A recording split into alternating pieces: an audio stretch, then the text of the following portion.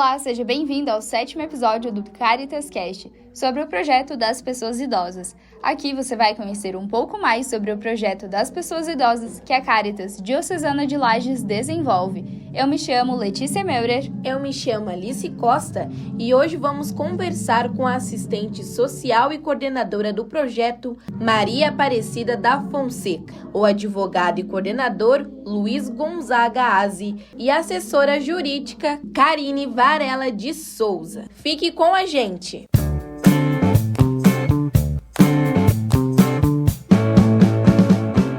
Sejam bem-vindos ao Caritas Cast, Luiz, Karine e também a Maria. Gostaria que vocês explicassem brevemente o que é a Caritas e qual o principal objetivo dela. A Caritas é uma rede internacional que teve sua origem no pós-guerra para tentar amenizar o sofrimento das populações mundiais. E como ela é uma rede internacional, ela está em 162 países, por aí, talvez um pouco mais já. E no Brasil ela tem a sua sede em Brasília, Caritas Brasileira, depois tendo regionais em alguns estados, sendo que aqui em Santa Catarina nós temos uma regional, e depois tem as Caritas diocesanas, que é em algumas dioceses. Aqui em Santa Catarina são 8 dioceses que têm Caritas. E, por sua vez, aqui em Lages nós temos uma rede, na Diocese de Lages, uma rede de Caritas comunitária em vários municípios. Como funcionam os projetos voluntários sobre as violências contra a pessoa idosa? Esse projeto é um projeto, a gente sabe que as pessoas idosas são, dentro da população, são daqueles que sofrem mais violência. É a ponta, da vida da gente, que é a criança, adolescente, enfim, e pessoa idosa, que também sofre violência. Então, o objetivo desse projeto, que está na 2ª edição, é justamente, a Caritas quer uma ação de intervenção, de conscientização da comunidade para coibir a violência, para a comunidade, para a sociedade saber que essa violência existe e, como diz o Estatuto do Idoso, todos nós temos o dever de combatê-la. E Maria, explica pra gente da onde que surgiu a ideia de criar esse projeto totalmente voltado para as pessoas idosas.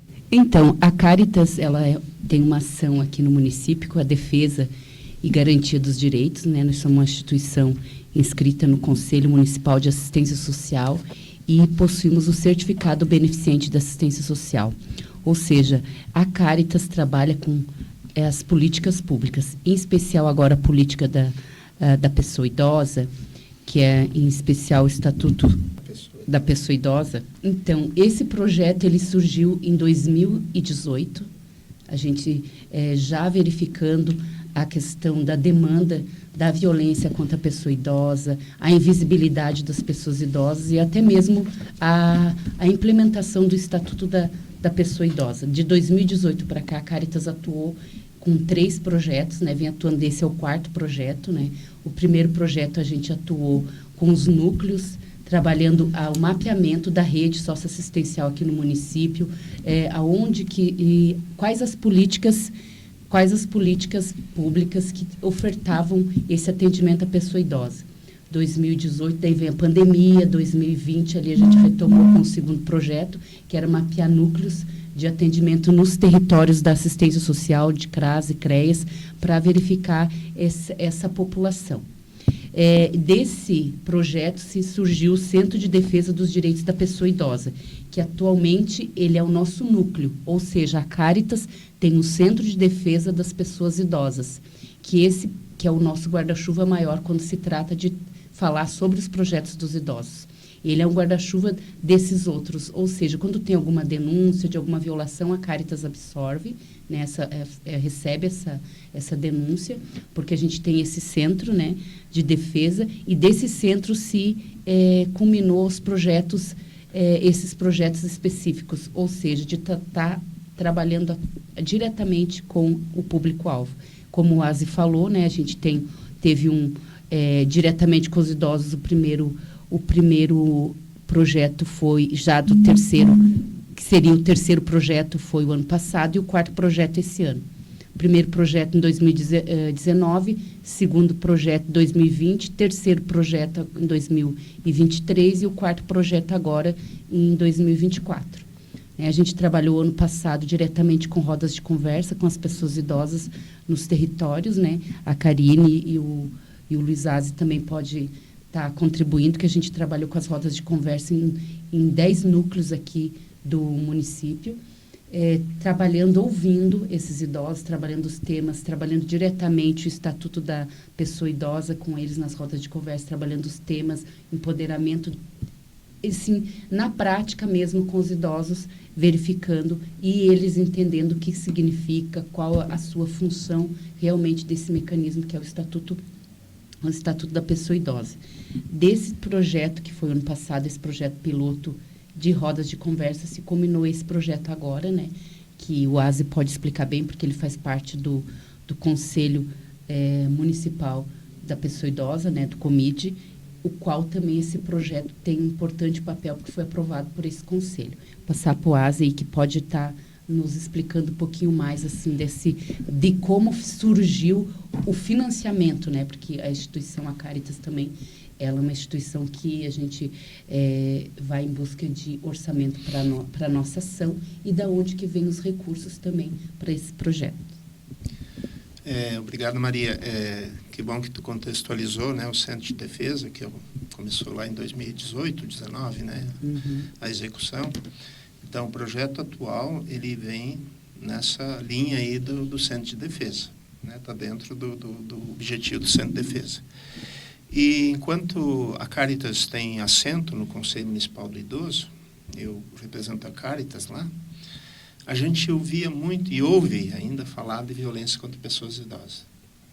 Então, o primeiro objetivo, o primeiro projeto nessa linha, primeiro não, quer dizer, ele já vem de uma sequência, mas de 2023, ele objetivou a gente ouvir a comunidade, ouvir as pessoas idosas e tentar identificar situações de violência. Então, foram as rodas de conversa, a grande estratégia. E isso foi financiado pelo Fundo Municipal do Idoso, né? Tem um edital, chamamento público, a gente caminha a proposta e o Conselho aprova ou não, né? Mas foi aprovada nosso projeto 2023. Reapresentamos em 2024 com um outro formato, não muito distante desse. Continuamos com roda de conversa, mas o objetivo também maior era ouvir pessoas idosas que não vêm para as rodas de conversa, que estão invisibilizadas, que estão escondidas, que estão, né, digamos assim, a família nem, né, não possibilita condições deles conviverem na sociedade ou muito menos frequentar os equipamentos de CRAS, CREAS, né? Então, a ideia era identificar essas pessoas e tentar dar encaminhamento, né, social, enfim, jurídico, na questão de vencer essas situações de violência. Projetos têm de prevenção também, né? A pessoas idosas. E como é que funciona esse projeto de prevenção? Se tem a mesma dinâmica ou segue uma dinâmica diferente? O projeto, ele é de enfrentamento à violência. Para tu enfrentar a violência, você tem que, além de encaminhar as situações que ocorrem, você conscientizar também a sociedade, né, de que a violência existe e de cada um de nós é responsável por denunciá-la, sob pena de você estar sendo cúmplice. Então, assim, a Caritas ela não faz o atendimento em si às situações de violência, ela encaminha, ela identifica, através da equipe técnica, ela identifica, por isso está a Karine, né, a Camila e a Helena, psicóloga, assistente social, né, e assessora jurídica, que vão encaminhar para os órgãos que têm que dar tratamento a isso. Quais são os órgãos? É a delegacia, é o CREAS, né, CRAS, CREAS, ou o próprio Ministério Público. Então, sim, o nosso papel é identificar e encaminhar. E, junto com isso, se faz um trabalho de conscientização da sociedade. Então, elaboração de materiais, né, a Adriana, né, também faz parte da equipe, como jornalista, então ela trabalha muito nessa questão da comunicação para divulgar para a sociedade, para dizer, ó, a violência existe, sim, precisamos tomar providências. Sim, muito bom mesmo, porque às vezes a gente não tem conhecimento desse projeto e acaba até mesmo ignorando, né, essas pessoas idosas e não agindo, e tem que ter a assistência. Então, é muito bom ter esse projeto em questão do pós, do antes, do durante. Então, muito legal mesmo. Outra questão, acho que é importante também nessa fala do ASE, é o trabalho do empoderamento desses idosos, né? Desde que a gente está trabalhando com eles, de 2019, 18, da pandemia até agora, a gente percebeu um avanço muito grande do empoderamento deles, né? Isso, assim, não só nas rodas de conversa, a fala, o feedback deles, da resposta do projeto, o entendimento deles da questão da legislação. Até a Karine pode nos colocar, assim, o que é você chegar numa roda e eles falarem, o adesivinho do projeto está lá colado na residência deles, dizer, não, eu sei dos meus direitos. Isso, assim, é muito gratificante para a gente e também para a gente estar dando esse retorno para a sociedade. Sim. Na verdade, nas rodas de conversa, a gente sempre utiliza, principalmente eu, na parte jurídica, eu sempre tento utilizar um vocabulário que eles consigam compreender, porque é muito bonito as palavras jurídicas, o problema é o entendimento, né? Então, eu sempre deixo muito claro os tipos de violência, porque as mais conhecidas são física, sexual, mas, enfim, tem a psicológica, a emocional, a financeira, patrimonial, institucional e até mesmo o abandono e a negligência. Eu trabalho com os idosos com exemplos mais do dia a dia, exemplos, por exemplo, sai daqui sua velha, vai pro teu quarto, se tranque lá, vai morar lá atrás no fundo do quintal. Então, eu tento dar esses exemplos para eles conseguirem absorver o que é a violência. Porque, às vezes, a violência está num filho, num neto, num sobrinho que envolve muito amor. Então, eles têm que distinguir o que é o amor e o que é a violência. Certo. E, Karine, muito legal essa tua explicação pra gente. Eu gostaria que você explicasse também como que funciona a nossa legislação brasileira. O que a lei brasileira garante para as pessoas idosas? Então, a Lei 10.741 de 2003, ela assegura os direitos mínimos da pessoa idosa, que são os temas que a gente também trabalha nas rodas de conversa, que é o direito à vida, direito à dignidade, prioridade especial, saúde, alimentação adequada, segurança, transporte, previdência social, liberdade e, principalmente, o direito à convivência familiar e comunitária, só que de uma forma sadia, de uma forma onde eles consigam ter a voz ativa, né? Isso é o mais importante. Como a Maria falou, a gente tenta também trabalhar ao mesmo tempo o empoderamento.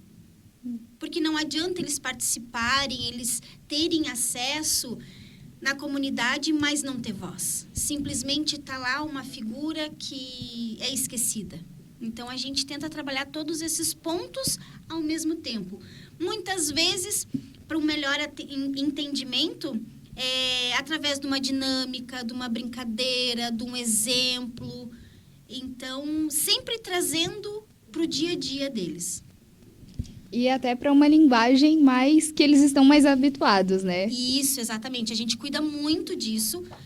Tanto eu, assessora jurídica, quanto a psicóloga e assistente social, a gente sempre foca muito isso. E a gente sempre faz um trato com eles. Eles têm que sair da roda de conversa, sem dúvida. Esse é o nosso primeiro trato. Explica pra gente como que funcionam as rodas de conversa. Vocês estão falando bastante sobre isso. Fiquei curiosa para saber, né, como que vocês conseguem encontrar as pessoas idosas e convidá-las. As rodas de conversa, assim, é um meio, né, um instrumento que a gente utiliza, né, enquanto uma instituição também que trabalha a questão da educação popular, trabalha assim que a vivência, as demandas têm que partir dele. A roda de conversa, a gente se baseou muito na roda de chimarrão, que é muito assim, típico da nossa região. É aquilo mesmo, é sentar, olhar no olho, sentir deles, se colocar no lugar do outro.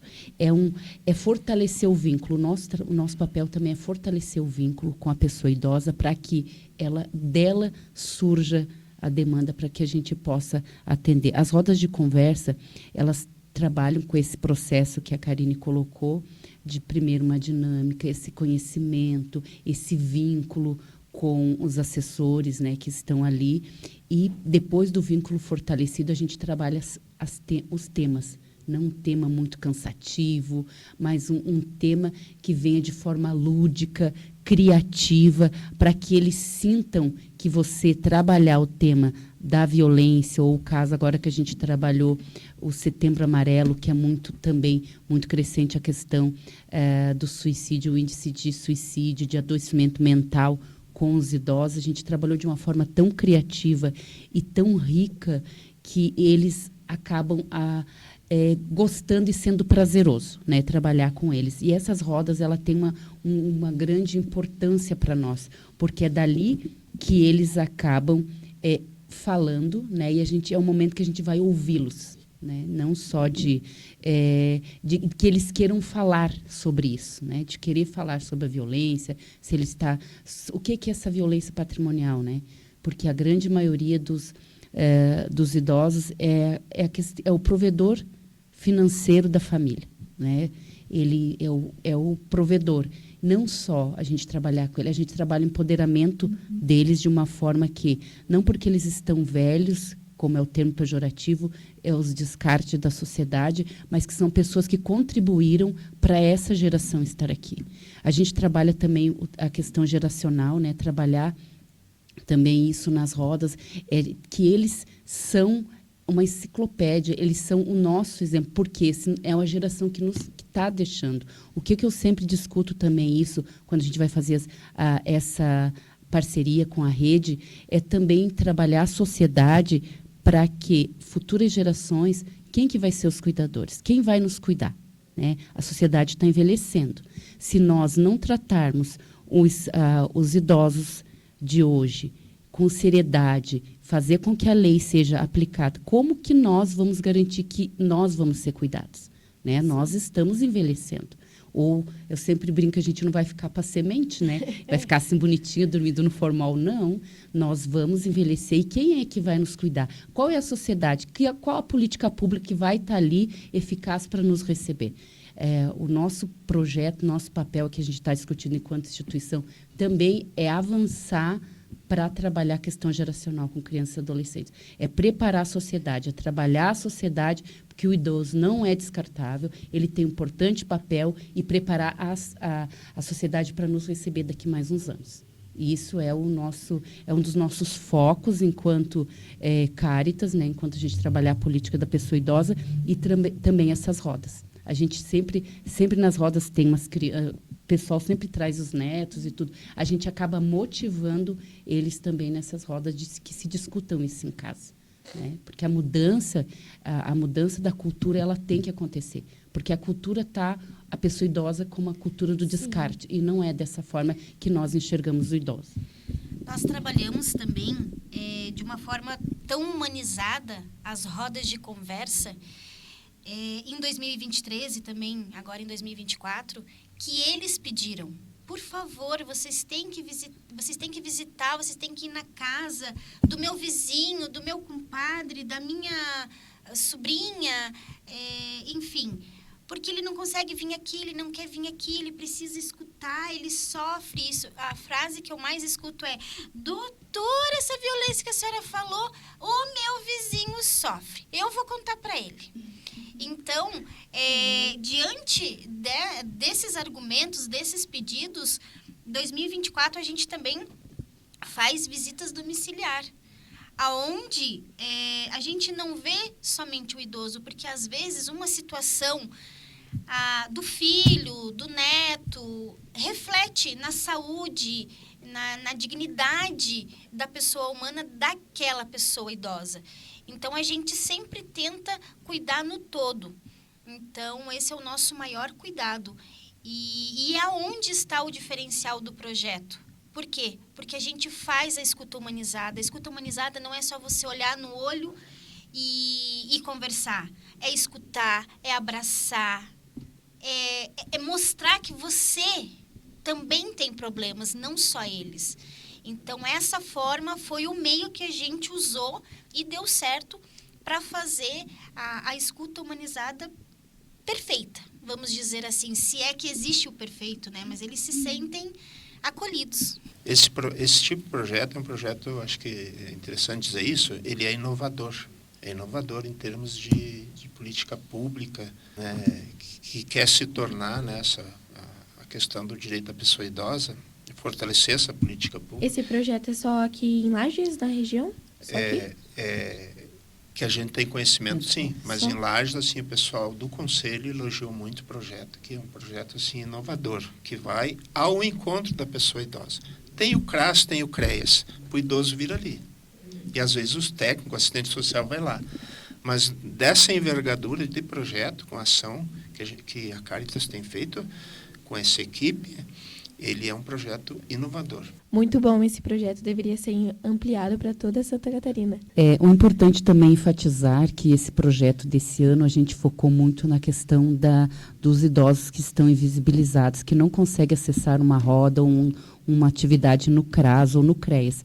Esse projeto tem a equipe multidisciplinar psicossocial que vai na casa do idoso. Esse idoso acamado ou o idoso que está em situação de isolamento, que não tem possibilidade de estar indo ao CRAS, a equipe vai, motiva para fazer essa busca. Acaba que a equipe está dando um suporte para a rede na questão da busca ativa, na verificação em loco da situação de violação de direitos, encaminhamentos. Importante também que o ano passado a gente não conseguiu ter a parceria e abraçar a questão da política da saúde. Esse ano a gente está com uma parceria bem legal com a rede da política pública de saúde, com a unidade básica de saúde. Os médicos, os enfermeiros estão sendo bem parceiros, nos encaminhando, porque é isso. Não só, mas os nossos agentes Caritas, as comunidades lá onde não tem acesso, nos encaminham, ligam para a Caritas, a gente precisa que vocês façam uma visita lá, o idoso está precisando porque a rede socioassistencial do município não tem um assessor jurídico, um advogado, para estar também fazendo essa orientação. A Caritas vem com esse plus, né, de estar dando esse suporte também da questão da assessoria jurídica aqui com a Karine e o Aze também, que é o coordenador do projeto, que eles ficam mais também dando esse suporte de orientação, inclusive para as equipes que estão lá dos equipamentos públicos, que não tem um advogado para estar dando esse suporte. Muito bom mesmo conhecer o projeto e mais a fundo dele. Eu queria agradecer vocês pela companhia e por estar aqui explicando para os nossos ouvintes o que é e como funciona, né, esse projeto da pessoa idosa.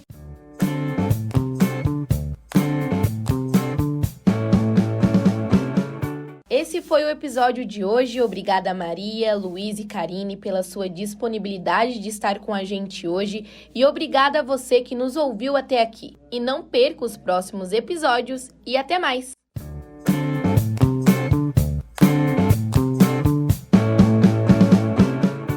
Esse podcast foi uma atividade de extensão da disciplina de radiojornalismo, produzido pelos alunos da 6ª fase do curso de jornalismo da Uniplac, sob orientação da professora Adriana Palumbo.